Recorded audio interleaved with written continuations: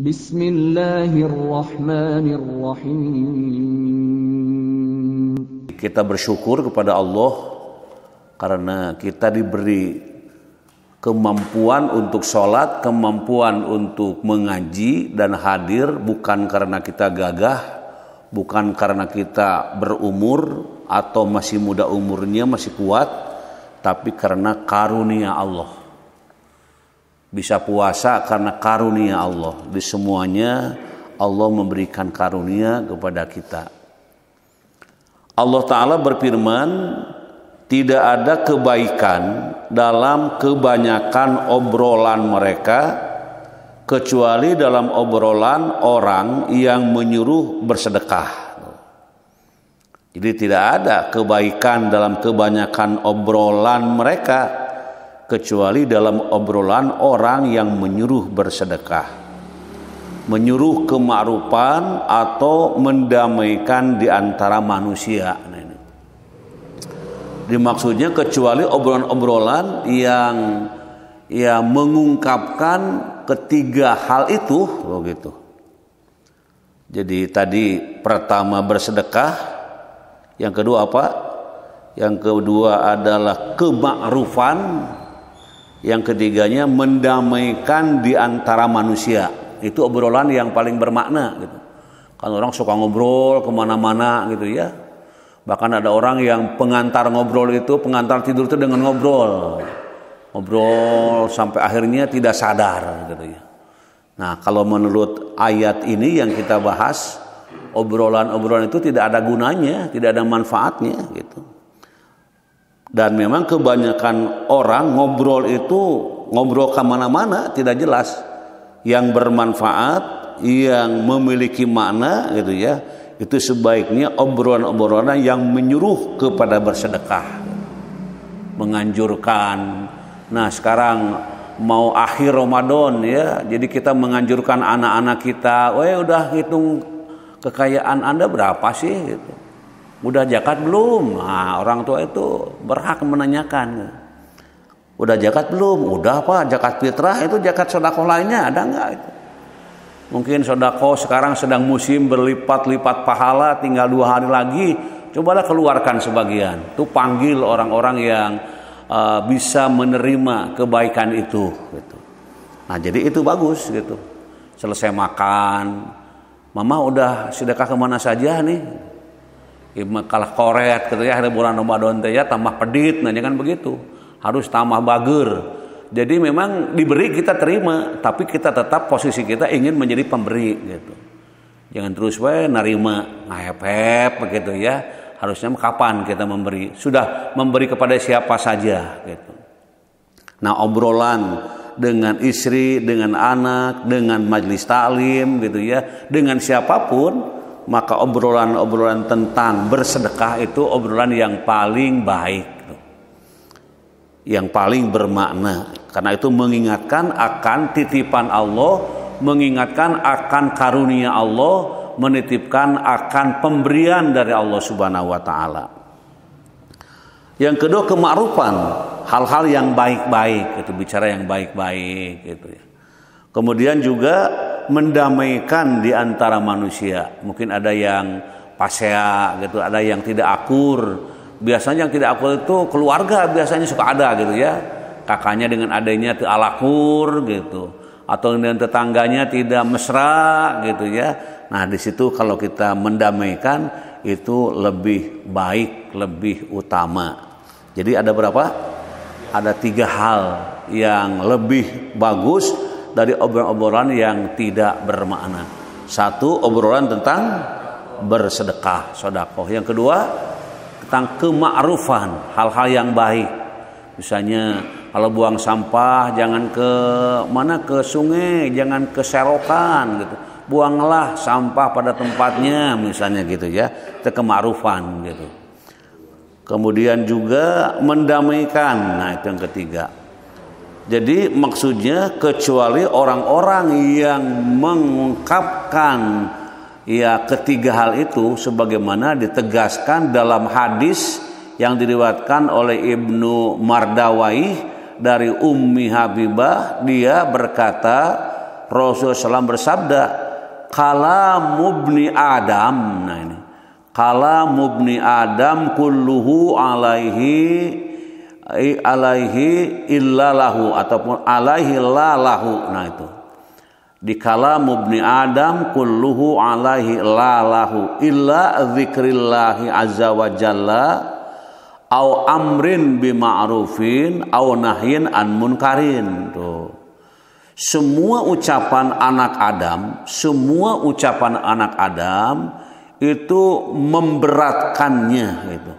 memberatkannya kecuali berzikir kepada Allah azza wa jalla, menyuruh kepada yang ma'ruf atau melarang dari kemunkaran. Dalam hadis ini ada 3 hal, 3 ucapan yang tentu memiliki makna yang lebih sempurna. Yang pertama, berzikir kepada Allah. Berzikir itu ingat kepada Allah, bukan sekedar ingat tanpa ada proses gitu. Ingat itu ada prosesnya, ada efeknya gitu. Di ketika berzikir kepada Allah, tidak hanya mulut yang kumat kamit mengucapkan kalimat-kalimat zikir, kalimat hamdalah, tapi hati juga ikut menyuruh kepada yang ma'ruf, kepada yang baik-baik gitu, atau melarang dari kemunkaran. Kalau ada hal yang untuk bisa jadi bahaya gitu dan bisa menimbulkan dosa dan bisa menimbulkan siksa, maka di situ kita beramar ma'ruf, amar ma'ruf nahi munkar, menyuruh untuk berbuat baik dan melarang untuk berbuat hal-hal yang munkar. Imam Ahmad meriwayatkan dari Ummu Kalsum bin Uqbah bahwa dia mendengar Rasulullah SAW bersabda, bukanlah pendusta orang yang mendamaikan di antara manusia lalu dia mengembangkan kebaikan atau mengatakan kebaikan. Ummu Kalsum melanjutkan, saya tidak pernah mendengar Rasulullah SAW memberi kemurahan kepada manusia untuk berkata-kata dusta kecuali dalam 3 hal. Dalam peperangan, proses perdamaian di antara manusia, dan dalam perkataan seorang suami kepada istrinya dan perkataan istri kepada suaminya. Ummi Kalsum binti Uqbah adalah salah seorang wanita yang berhijrah dan berbaiat kepada Rasulullah SAW. Hadis di atas diriwayatkan pula oleh jamaah kecuali Ibnu Majah. Nah, jadi hadis yang diungkapkan di atas itu mengandung pengertian-pengertian, dan di sini Ummu Kalsum bin Uqbah mengungkapkan tentang sabda Rasulullah SAW tadi. Kata beliau, saya tidak pernah mendengar Rasulullah SAW memberi kemurahan kepada manusia untuk berkata dusta kecuali dalam 3 hal. Dalam peperangan, proses perdamaian, jadi menciptakan perdamaian bagaimana gitu menciptakan perdamaian di antara manusia, dan dalam perkataan seorang suami kepada istrinya dan perkataan istri kepada suaminya, suami kepada istrinya, istri kepada suami, jadi ngobrol gitu, bicara tentang kebaikan-kebaikan, bicara tentang hal-hal yang perlu disiapkan Ummi Kalsum di sini binti Uqbah adalah salah seorang wanita yang berhijrah dan berbaiat kepada Rasulullah. Kemudian Imam Ahmad meriwayatkan dari Abu Darda, dia berkata, Rasulullah bersabda, ala ukhbirukum bi afdala min darajatis siyam was-shalah was-shadaqah. Qalu bala ya Rasulullah. Qala islahu dzatil bain. Qala wa fasadu dzatil bain hiya al-haliqah, katanya. Sukakah kalian kuberitahukan suatu hal yang lebih utama daripada derajat ibadah saum? Sukakah kalian kuberitahukan suatu hal yang lebih utama daripada derajat ibadah saum, salat dan sedekah? Para sahabat menjawab, tentu saja wahai Rasulullah. Beliau bersabda, mendamaikan antara pihak yang bersengketa, berselisih. Beliau melanjutkan, persengketaan antara kedua pihak adalah pemangkas. Tuh, gitu. Jadi di sini ya disebutnya, maukah aku tunjukkan suatu hal yang lebih utama daripada derajat saum? Saum saja sudah hebat gitu ya. Derajat saum sudah hebat, bahkan saum itu ibadah yang tidak tampak dan yang tahu hanya dirinya dan Allah Subhanahu wa taala. Ini luar biasa, dan masih ada amalan yang lebih sempurna dari itu, lebih tinggi dari saum, lebih tinggi dari salat, lebih tinggi dari sedekah. Apa itu? Yaitu ya mendamaikan antara pihak yang bersengketa. Jadi bisa enggak mendamaikan? Nah, orang suka datang ya kepada kita, Pak saya ini punya masalah dengan si Anu, tapi si Anunya enggak ngerti-ngerti, gimana nih caranya Pak? Nah, biasanya kita diminta untuk mendamaikan ketika terjadi perselisihan. Nah, kita harus berupaya mencari jalan dengan tabayun, mengapa ini terjadi, terus dicek, dicari gitu sampai akhirnya ketemu. Nah, kelihatannya kesalahan si ibu dan si bapak teh ini kelihatannya nih gitu. Nah, sehingga dua-duanya bengong karena tidak sadar gitu. Ada suami istri yang kerjanya itu bertengkar gitu. Bertengkar pokoknya mah, kalau suaminya ngomong perempuannya tidak boleh ngomong gitu. Ngomong kalau suami nawe gitu, sehingga tidak berkutik itu si ibu gitu. Pokoknya hoyong naon gak terus we, memang halus gitu. Tapi ketika istrinya minta bantuan, minta tolong, itu tidak ada tolongnya, bahkan yang ada marah gitu. Nah, sehingga meruncing, datang dua-duanya minta didamaikan. Nah, itu sebabnya ternyata ada satu ungkapan yang dikatakan oleh suaminya dengan tidak sadar gitu, memuji istri orang lain. Memuji istri orang lain. Nah, itu gitu. Nah, ternyata memuji istri orang lain, cuman memuji gitu ya. Cuman memujinya mungkin rada sering kelihatannya gitu ya, sehingga jadi meruncing, membanding-bandingkan dan seterusnya. Dan setelah diungkapkan ini kelihatannya ada namanya apa itu? Yang begitu namanya apa? Ada cemburu gitulah gitu ya. Ada cemburu kelihatannya ini. Nah, setelah dikatakan begitu, si suaminya tersentak. Oh, nya bapak teh ngomong gitu cenah. Tapi hampura we da teu boga pikiran naon sebenarnya bapak mah ya gitu halus lah. Teu boga pikiran naon, boga pikiran nu sajen-sajen bener gitu ya.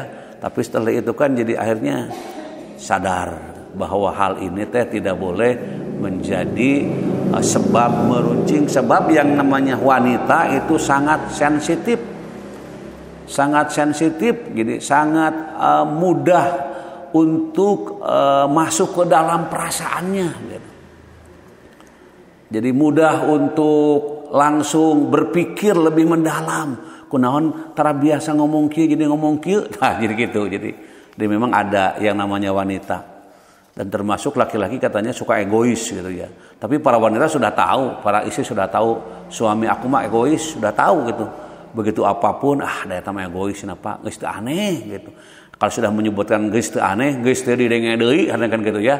Ada kumaha oge. Nah, ini kan ada suatu ketidakmesraan di antara keluarga, di antara suami istri. Nah, kalau kita diminta untuk mendamaikan, kemudian bisa mendamaikan, bukan hasil dan tidak hasilnya. Pokoknya kita mah diminta, kita berupaya mendamaikan sambil ngadoa ke Allah Subhanahu wa taala. Urusan nanti jadi damai, jadi mesra gitu, kita sudah masuk di dalamnya memperjuangkannya. Tapi ingat, ketika dua insan itu damai, jadi balager, jadi saroleh gitu ya. Itu kita jangan mengaku-ngaku gitu. Tuh, menteku saya mata itu teh geus papisah teh sebenarnya mah. Ini nih jasa ini. Nah, itulah orang yang sombong. Harusnya bagaimana? Ini karena karunia Allah. Urang mangan saukur jalan anu nyambungkeun siapa? Allah. Nah, ini jarang orang ngomong begitu gitu. Usaha sukses karena saya menjadi orang karena siapa saya, karena ilmu saya, karena saya terus belajar, itu hanya sebatas usaha. Yang menghasilkan adalah Allah Subhanahu wa taala. Nah, jadi salah satu amalan yang lebih tinggi nilainya dari nilai puasa, tadi kan itu ya. Nilai apa lagi?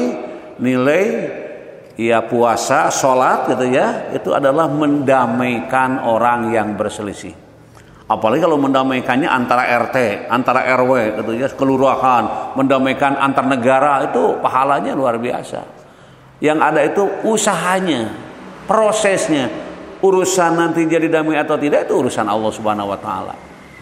Nah, ini yang apabila terjadi seperti itu, tapi kita jangan memihak gitu ya. Di situ harus sigar tengah. Jadi jangan disalahkan satu pihak, si ini salah, jangan. Pokoknya kita mah per gitu tah.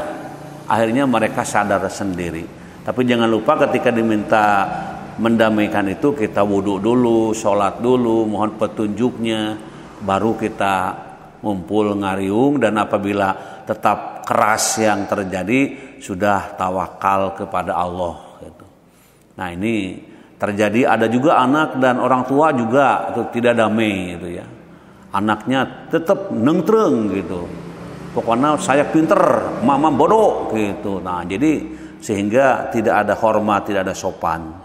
Nah, itu juga salah satunya adalah pengobatannya ya hadir di majelis taklim, hadir di pengajian, bagaimana kewajiban anak terhadap orang tua, bagaimana kewajiban orang tua terhadap anak. Ini semuanya akan terulas di dalam pembahasan itu. Di hadis ini diriwayatkan tadi oleh Abu Dawud dan Tirmizi menurut Hasan, hadis itu sahih. Jadi mendamaikan itu benar sahih. Lebih tinggi derajatnya dari sholat itu benar sahih gitu.